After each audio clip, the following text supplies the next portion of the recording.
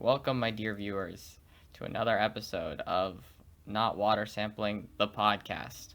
I'm here with my fellow teammate Michael, Hello. and he is here to tell us about the teamwork aspect of our OSV. So, how did the team stay connected to persist throughout failure? At the beginning of the semester, when we were first talking about the challenge, one of the first things we addressed was how complex the mission was. And because of that, there was going to be a lot of potential points of failure.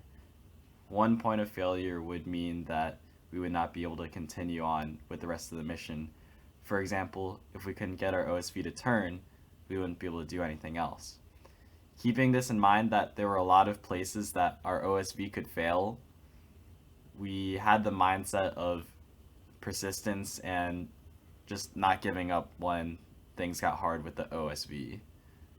So that mindset is what allowed us to persist through failure during the semester. All right, can you give me an example of when inconsistent team performance on the challenges or any of the milestones, and what you tried to do to overcome any of these challenges? Right. So one of the challenges that our team faced is having the hardware capabilities to actually carry out the mission regardless of the code in the mission itself. So basically getting there. At first, when we got our OSV to move, everything was fine and everything was working fine and we could turn and move forward. But after 2 weeks or so, after break, for some reason, using the same hardware that we had from before break, it was not turning properly. When it was turning, a couple of the motors were overpowering the other ones, and they would make a hole for themselves basically, and the OSV would not turn properly. So our OSV wasn't turning, and we had to figure out a solution to how. And we constantly tried troubleshooting different possibilities. We tried replacing the tires, we tried replacing the wheels, the wiring. In the end, we ended up purchasing new motors, and that seemed to do the trick. So now we seem to have fully functioning turning and moving forward. Now tell me, what would be the proudest moment that you have with your team? The proudest moment, at least in my eyes, is when the OSV actually moved forward and turned for the first time.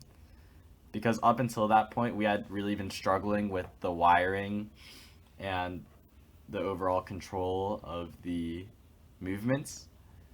At first, when we had barely begun starting the building phase, we had the idea to use a motor shield on top of the Arduino Uno in order to minimize the number of L298s or minimize the amount of wiring we would need essentially.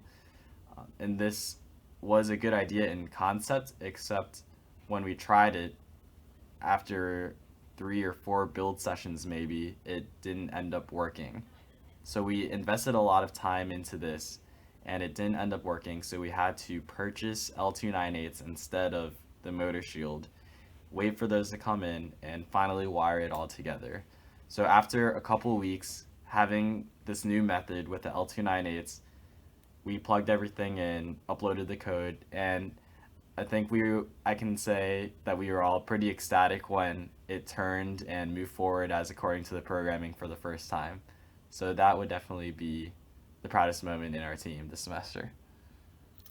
All right. Well, thank you for showing up to my podcast. I will see you all next time.